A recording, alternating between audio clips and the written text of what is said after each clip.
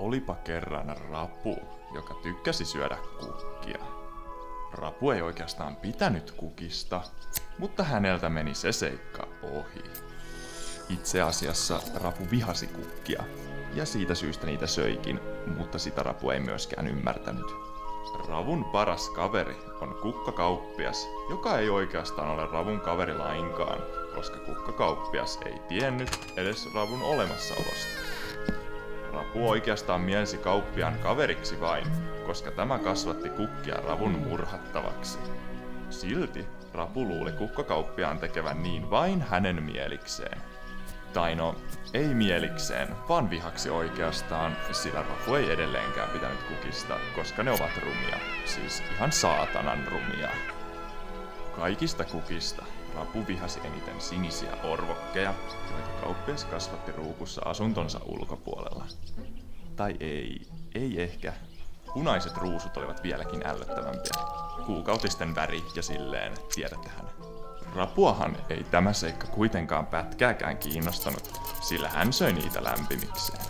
Eräänä kauniina aamuna hän kuitenkin huomasi, että kukat olivat terraariolasin ulkopuolella. Rapuhan ei ollut ennen mitään terraariolasia huomannutkaan. Eihän häntä kukaan omistanut lemmikkinä, kukkakauppias varsinkaan. Ei ikimaailmassa.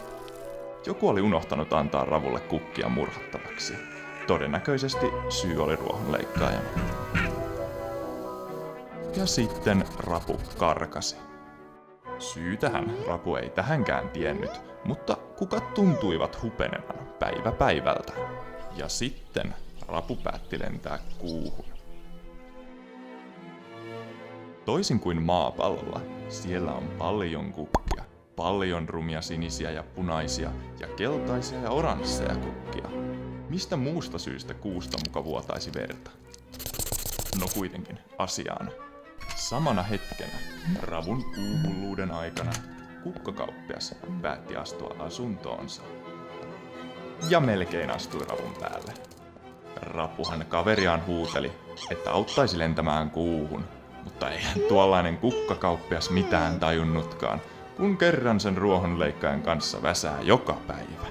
Ravun pikkuraketinkin oli leikkaaja varastanut, se pieni nilkki. Niinpä Rapu päätti lähteä etsimään sitä.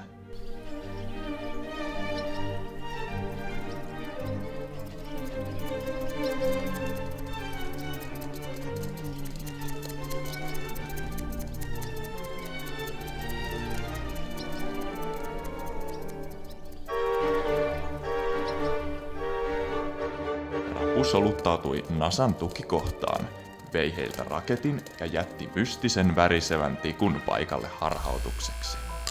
Tämä Nasan pääkonttorihan ei toki ollut missään meren toisella puolella, vaikka ravuthan voivat kävellä meren pohjassa, vaan ruohonleikkaajan makuuhuoneessa, jonka oli väärään suuntaan kääntyneenä, Rapuhan oli katolilainen, löytänyt ja toki olettanut suurimmaksi avaruuskonttoriksi, minkä nyt Rapu voikaan löytää.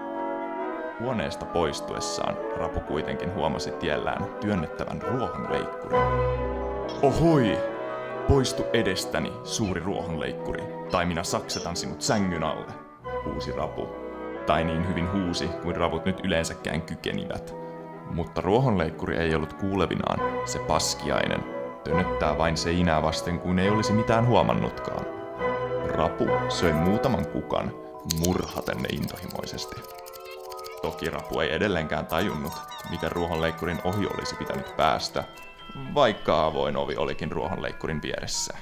Siinä se istui, pohtien 20 yötä, jota ruohonleikkaajakaan ei olisi huomannut, sillä nyt oli talvi, ja ruohoa ei tarvinnut leikata.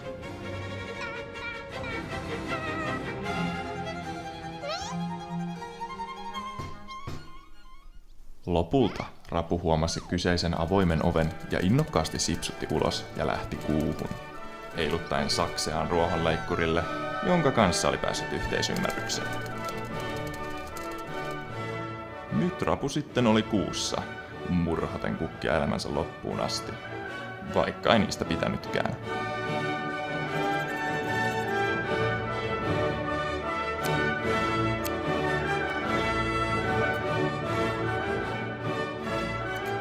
loppuu.